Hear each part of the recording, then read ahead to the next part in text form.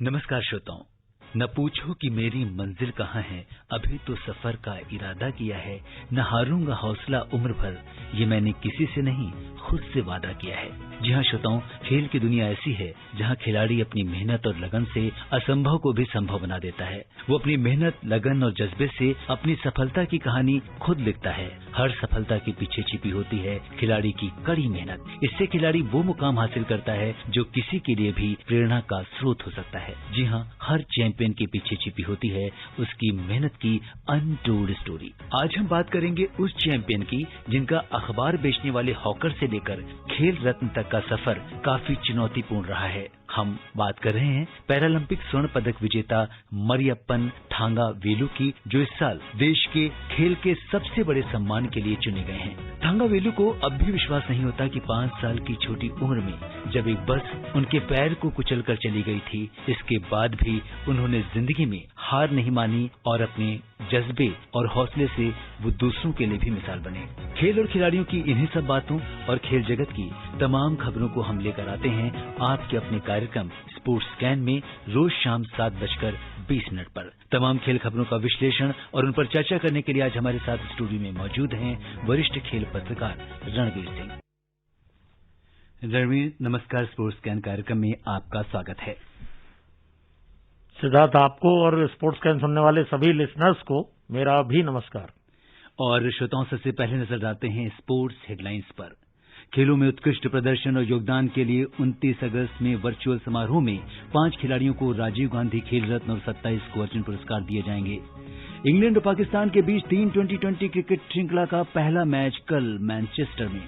West Indies के allrounder Dwayne Bravo 2020 cricket में 500 wicket लेने वाले पहले गेंदबाज बने और नोवाक जोकोविच ने western and southern open tennis tournament के सेमीफाइनल में जगह बनाई।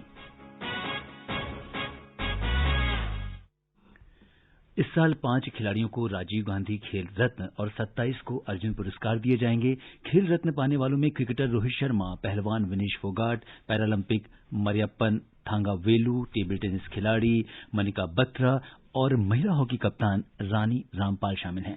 इस समारोह में जो पुरस्कार विजेता शामिल नहीं हो सकेंगे उन्हें बाद में पुरस्कार दिए जाएंगे। और पुरस्कारों के इतिहास में पहली बार कोरोना वायरस महामारी के कारण ये समारोह ऑनलाइन आयोजित किया जाएगा। भारतीय खेल प्राधिकरण ने आज बताया कि 74 विजेताओं में से 65 इस समारोह में शामिल होंगे। इस साल 7 श्रेणियों में 74 पुरस्कार दिए जाएंगे। इनमें से 65 विजेता समारोह में शामिल होंगे, जबकि 9 पुरस्कार विजेता अलग अलग कारणों से इसका हिस्सा नहीं बन पाएंगे। इनमें से कोई क्वारंटीन में है, कोई कोरोना पॉजिटिव पाया गया है, तो कोई देश से बाहर है। 3 पुरस्कार विजेता कोरोना पॉजिटिव होने के कारण भाग नहीं ले सकेंगे। सभी केंद्रों को सैनिटाइज किया गया है और सामाजिक दूरी सुनिश्चित करने के लिए सारे बंदोबस्त किए जा रहे हैं। इस बीच बैडमिंटन खिलाड़ी सात्विक साईराज रंकीरेड्डी समेत इस साल राष्ट्रीय खेल पुरस्कार पाने वाले 3 खिलाड़ी कोरोना वायरस जांच में पॉजिटिव पाए जाने के बाद 29 अगस्त को ऑनलाइन समारोह में हिस्सा नहीं ले पाएंगे। तो इस साल के जो सबसे बड़े पुरस्कार की बात हो रही है रणवीर, और एक अलग तरीके से कोरोना काल में वर्चुअल समारोह के जरिए पुरस्कार प्रदान किए जाएंगे। काफी बदलाव किया गया है। देखो, बदलाव तो किया गया, वो तो चूंकि ये वैश्विक महामारी है तो सभी लोग इससे बहुत ज्यादा डरे हुए हैं पूरे विश्व में। और जहां तक खिलाड़ियों की बात है, खिलाड़ियों को मिलने वाला ये सबसे बड़ा सम्मान और राष्ट्रपति भवन में हमेशा होता था। राष्ट्रपति के हाथ में जब खिलाड़ी को ये सम्मान मिलता था तो वो अपने आप को बहुत गौरवान्वित महसूस करता था और जो उसके अंदर जो ललक होती थी जीतने की वो और ज्यादा बढ़ती थी। इस बार वो चूंकि वर्चुअल समारोह होगा तो थोड़ा सा उसमें कहीं जो लोग कभी राष्ट्रपति भवन नहीं गए हैं, दरबार हॉल, अशोक हॉल उन्होंने नहीं देखा है, उनके लिए थोड़ा सा एक निराशा वाली बात रहेगी। लेकिन चूंकि अब वैश्विक महामारी है तो ये सब करना पड़ेगा। बिल्कुल। और जिन खिलाड़ियों को पुरस्कार मिल रहे हैं उसमें एक खिलाड़ी की हम बात करेंगे, पैरालंपिक स्वर्ण पदक विजेता मरियप्पन थांगावेलु को, जो इस साल देश के सर्वोच्च सम्मान के लिए चुने गए हैं। उन्होंने रियो पैरालंपिक में पुरुषों की ऊंची कूद में स्वर्ण पदक जीता था। कोविड-19 महामारी के कारण 25 साल के इस एथलीट को 29 अगस्त को वर्चुअल समारोह में इस सम्मान से नवाजा जाएगा। थांगावेलु को अब भी विश्वास नहीं होता कि स्थायी दिव्यांगता के बावजूद उन्होंने यहां तक का सफर तय कर लिया है। 5 साल की छोटी उम्र में एक बस उनके दाएं पैर को कुचलकर चली गई थी। जकार्ता में 2018 एशियाई पैरा खेलों में कांस्य पदक जीतने वाले थांगा वेलु अगले साल टोक्यो पैरालंपिक की तैयारियों के लिए भारतीय खेल प्राधिकरण के बेंगलुरु केंद्र में ट्रेनिंग कर रहे हैं। 2018 में उन्हें साई ने ग्रुप ए पद का कोच बनाया था। थांगा वेलु ने पिछले साल दुबई में आईपीसी विश्व एथलेटिक्स चैंपियनशिप की T42 ऊंची कूद स्पर्धा में तीसरा स्थान हासिल कर टोक्यो पैरालंपिक के लिए क्वालिफाई किया था। उनका लक्ष्य 24 अगस्त से 5 सितंबर 2021 टोक्यो पैरालंपिक में एक और स्वर्ण पदक देश के नाम करना है। अगर हम देखें रणवीर, तो थांगा वेलु का जो ट्रैक रिकॉर्ड है, एक इतनी बड़ी एक्सीडेंट के बाद जिंदगी को दोबारा शुरू करना और उसके बाद दूसरों के लिए मिसाल बन जाना, बहुत बड़ी बात है। क्योंकि जब हम देखते हैं कि खेलों की दुनिया में अगर बात करें तो जो शारीरिक रूप से पूर्ण रूप से सक्षम जो खिलाड़ी होते हैं उनमें कितनी कठोर प्रतिस्पर्धा होती है।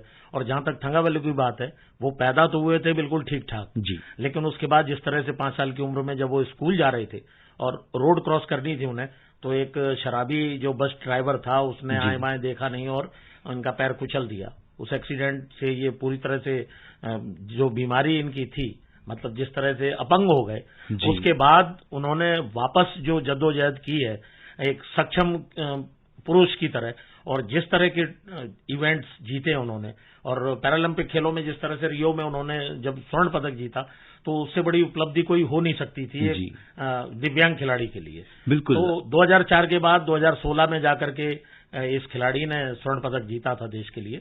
उसके बाद लगातार इनकी जो उपलब्धियां रही हैं वो सिर चढ़ के बोल रही हैं। और जहां तक अभी जैसा मैंने कहा कि इस बार के जो वर्चुअल अवार्ड्स होंगे, सेरेमनी होगी, उसमें खिलाड़ी राष्ट्रपति भवन नहीं पहुंच पाएंगे, लेकिन ये वो खिलाड़ी है जो 2017 में 2 बार राष्ट्रपति भवन में राष्ट्रपति जी के हाथों पुरस्कार ले चुका है। पहले अर्जुन पुरस्कार, उसके बाद पद्मश्री, तो 2 पुरस्कार उनको 2017 में मिले थे। ये एक बड़ी उपलब्धि इस खिलाड़ी के लिए। बिल्कुल। और थांगा वेलु ने अपने आज जब उनको पुरस्कार के नाम की घोषणा की तो बहुत सारे लोगों ने उनका साक्षात्कार किया, और जब वो अपनी स्टोरी बताते हैं कि किस तरीके से ये एक्सीडेंट हुआ, उसके बाद उनके जीवन में सब कुछ बदल गया। क्योंकि एक बार जब आपके साथ अपने पैर आप गंवा देते हो तो उसके बाद दोबारा जिंदगी में चलने के लिए शायद एक बहुत बड़े हौसले और जज्बे की जरूरत पड़ती है। तो आज उनका जो किरदार है वो देश के युवाओं के लिए और लोगों के लिए जो कोरोना महामारी में भी बहुत डिप्रेशन के शिकार हैं, बहुत लोग क्रिटिसाइज कर रहे हैं अपनी लाइफ को लेके, उनके लिए ये एक अपने आप में एक बहुत बड़ा उदाहरण है कि जब इतने बड़ी एक्सीडेंट के बाद, दुर्घटना के बाद जिंदगी को दोबारा शुरू करते हुए मरियप्पन थांगा वेलु ने जो ऊंचाई हासिल की वो वाकई में काबिल तारीफ है। इसमें मैं थोड़ा सा और जोड़ना चाहूंगा। मेरी जो व्यक्तिगत जिंदगी रही है, मैं भी ठीक ठाक आम बच्चे की तरह पैदा हुआ था, लेकिन 5 साल की उम्र में मेरे फादर आर्मी में थे और उस टाइम पूना में पोस्टिंग थी उनकी। 5 साल की उम्र में मेरे राइट फुट में फोड़ा निकला जांग में, और वो फोड़े के बाद ये हुआ 4.5 साल में मिलिट्री हॉस्पिटल में एडमिट रहा। 8 मेजर ऑपरेशंस हुए। मैं आज तक ठीक नहीं हूं, लंगड़ा के चलता हूं। मैंने तमाम तरह की लोगों की जिल्लतें सुनी हैं, देखी हैं, उनके साथ जूझा भी हूं, लेकिन जिंदगी को ट्रैक पे लाना पड़ता है और आपके सामने हूँ। बिल्कुल, बहुत अच्छी बात है और दूसरों के लिए भी ये बहुत बड़ा मोटिवेशन होता है। और अब हम दूसरे खिलाड़ी की बात करेंगे जिसका नाम है सुखविंदर। भारतीय फुटबॉल कोच सुखविंदर सिंह को लाइफ टाइम अचीवमेंट पुरस्कार से सम्मानित किया जाएगा। सुखविंदर 36 अंतर्राष्ट्रीय मैचों में भारत के कोच रहे और उनका कामयाबी का प्रतिशत 47.22 था। उन्हें ऑनलाइन समारोह में 29 अगस्त को लाइफ टाइम अचीवमेंट पुरस्कार दिया जाएगा। उनके कोच रहते भारत ने 1999 और 2009 में सैफ कप जीता और 1999 दक्षिण एशियाई खेलों में भी कांस्य पदक हासिल किया था। तो सुखविंदर का भी ट्रैक रिकॉर्ड अगर हम देखते हैं तो एक बड़ी सक्सेस स्टोरी है। बिल्कुल, वो फॉर्मर इंडियन फुटबॉलर तो है ही हैं, और जितने आपने उनके ये अचीवमेंट्स गिनाए, इसमें एक अचीवमेंट और मैं जोड़ दूं। 1996-97 में नेशनल फुटबॉल लीग में जो inter club tournament all India का होता है और बहुत प्रेस्टिजियस टूर्नामेंट है, उसमें उन्होंने जेसीटी को विनर बनवाया था। कोच रहते उनके जेसीटी विनर बनी थी। तो ये भी एक बड़ी उपलब्धि रही। बिल्कुल, क्योंकि अब इन उपलब्धियों का सम्मान करने की बात है तो हम अपने स्पोर्ट्स एन कार्यक्रम में रोज इसी तरह किसी न किसी खिलाड़ी के बारे में बात करेंगे जिनको सम्मान दिया जा रहा है, उनकी जो अनटोल्ड स्टोरी है उसके बारे में अपने श्रोताओं को बताएंगे। और अब बढ़ते हैं अगली खबर की ओर। वेस्टइंडीज के ऑलराउंडर ड्वेन ब्रावो 2020 क्रिकेट में 500 विकेट लेने वाले पहले गेंदबाज बन गए हैं। ब्रावो ने अपने 459वें मैच में ये उपलब्धि हासिल की है। ब्रावो ने इस फॉर्मेट में डेब्यू करने के 14 साल बाद जाकर ये कीर्तिमान बनाया है। कैरेबियन प्रीमियर लीग में तिनबागो नाइट राइडर्स की तरफ से खेल रहे ब्रावो ने कल सेंट लूसिया जॉक्स की ओपनर रहकीम कॉर्नवॉल को आउट करके 500वां विकेट हासिल किया। यह विकेट उनका इस लीग में 100वां विकेट भी था और इस उपलब्धि पर पहुंचने वाले वो पहले गेंदबाज हैं। ब्रावो 2020 में 300 और 400 विकेट पर पहुंचने वाले पहले गेंदबाज थे। श्रीलंका के लसित मलिंगा ने 295 मैचों में 390 विकेट लिया है और वो दूसरे स्थान पर काबिज हैं। तो कितनी बड़ी सफलता आप मानते हैं 500 विकेट लेना 2020 क्रिकेट में?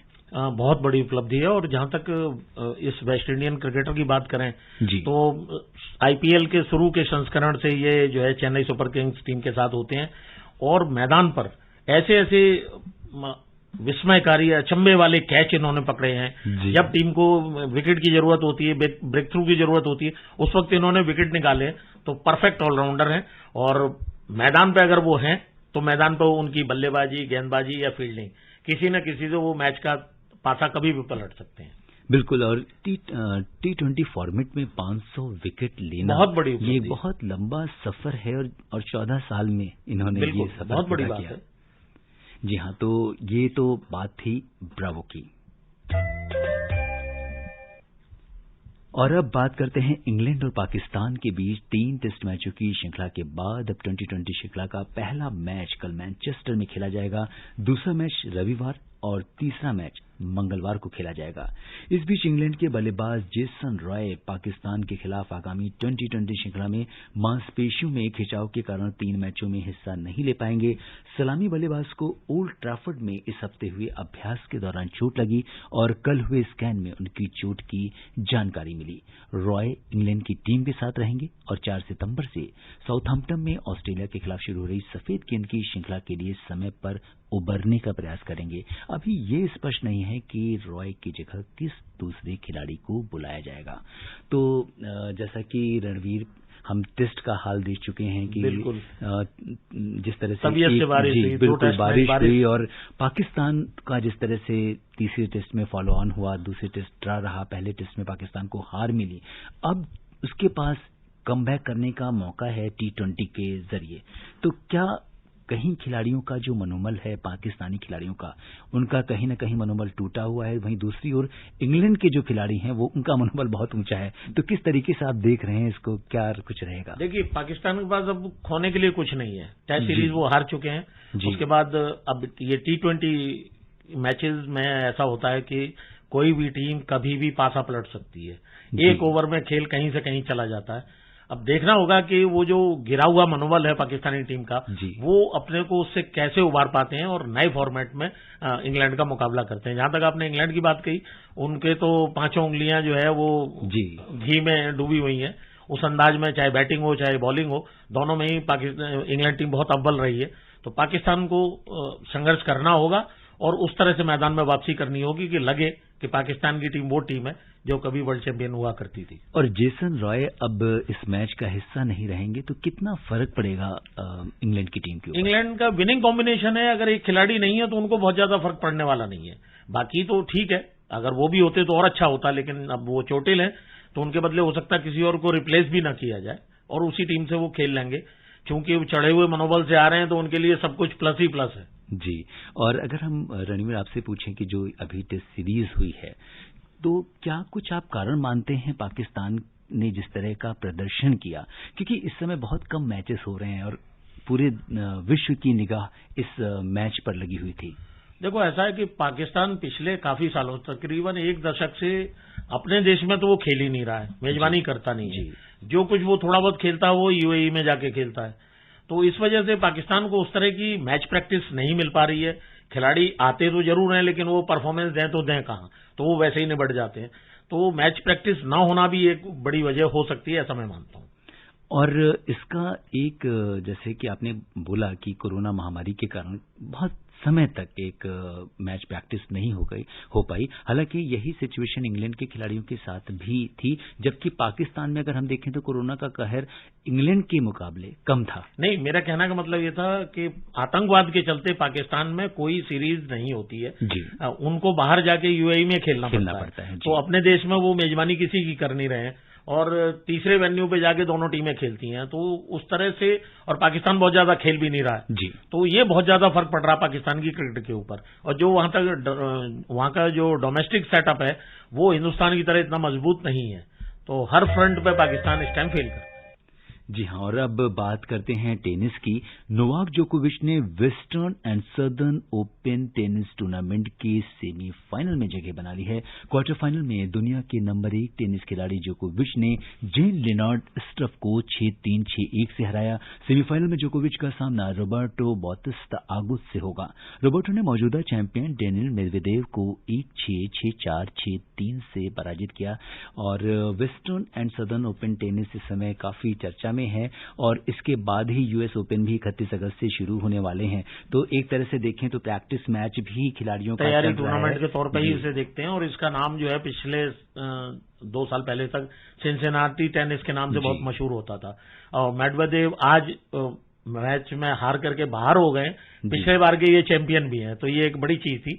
जहां तक महिला वर्ग की बात है तो मेडिसन कीज पिछले बार की चैंपियन थी, तो मेदवेदेव बाहर हो गए। अब देखते हैं कि नोवाक जोकोविच जो है अपना सफर फाइनल तक कैसे ले जाते हैं और फाइनल जीत भी सकते हैं। बिल्कुल, फाइनल जीत भी सकते हैं। और इसके साथ अगर हम देखें तो यूएस ओपन भी जो होने वाला है उसमें भी बहुत सारे नामचीन खिलाड़ियों ने अपने नाम वापस ले लिए हैं, तो इस बार का जो यूएस ओपन है वो भी एक डिफरेंट तरीके से होगा। बिल्कुल, और नोवाक जोकोविच खुद जो है वो क्वारंटाइन होकर के वापस लौटे हैं, कोरोना की चपेट में आ चुके हैं, तो ये एक बड़ी चीज है। और उसके बाद आकर के इस तरह का परफॉर्मेंस दे रहे हैं तो उस खिलाड़ी का जुझारूपन जो है वो कोर्ट पर साफ दिखाई देता है। बिल्कुल, और ये देखना दिलचस्प होगा कि आगे किस तरीके से मैच का रुख होता है। ये तो था वेस्टर्न एंड सदर्न ओपन। और अब हम बात करते हैं बैडमिंटन की। इंडिया ओपन और सैयद मोदी अंतर्राष्ट्रीय बैडमिंटन टूर्नामेंट कोरोना वायरस महामारी के कारण बैडमिंटन विश्व महासंघ के बदले हुए कैलेंडर में रद्द कर दिए गए हैं। इंडिया ओपन पहले मार्च में होना था, जिसे 8 से 13 दिसंबर तक के लिए स्थगित कर दिया गया था। सैयद मोदी ग्रां प्री 17 से 22 नवंबर तक लखनऊ में होना था। बीडब्ल्यूएफ ने एक बयान में कहा कि बैडमिंटन विश्व महासंघ विश्व टूर 2020 के लिए संशोधित कैलेंडर को लागू करेगा, जिसमें थॉमस और उबेर कप फाइनल्स कैलेंडर का हिस्सा होंगे। ये टूर्नामेंट 3 से 11 अक्टूबर के बीच खेले जाएंगे। इसके अलावा कोई और टूर्नामेंट नहीं होंगे। तो कोरोना के कारण बहुत सारे टूर्नामेंट ऐसे हैं जो रद्द हो रहे हैं या उनमें परिवर्तन आ रहा है, और एक तरह से एक नया एक्सपीरियंस भी खिलाड़ियों को हो रहा है, क्योंकि अब जो मैच भी होते हैं तो वो दर्शकों के बिना होते हैं, जिसकी वजह से एक कहीं न कहीं खिलाड़ियों के मनोबल पर भी वो असर डालता है। देखो, पहले तो इंडियन ओपन और उसके बाद सैयद मोदी ग्रां प्री, ये 2 बड़े टूर्नामेंट हिंदुस्तान की सरजमी पे जो हो रहे थे, इस बार कोरोना की वजह से नहीं हो रहे हैं, तो जो हिंदुस्तान के जो उदीयमान खिलाड़ी हैं उनके लिए तो बहुत बड़ा नुकसान है। लेकिन जहां तक थॉमस और उबेर कप की बात करें जो डेनमार्क में होने जा रहा है 3 से 11 अक्टूबर तक, उसमें इस बार भारतीय पुरुष और महिला टीम दोनों को 5वीं वरीयता दी गई है। दोनों टीमें 5वीं रैंकिंग पे हैं, लेकिन महिला टीम जिस ग्रुप में है उसमें 14 बार की चैंपियन चाइनीज टीम भी है, तो देखना होगा महिला टीम उनसे कैसे पार पाती है, किस तरह का प्रदर्शन करती है उनके खिलाफ।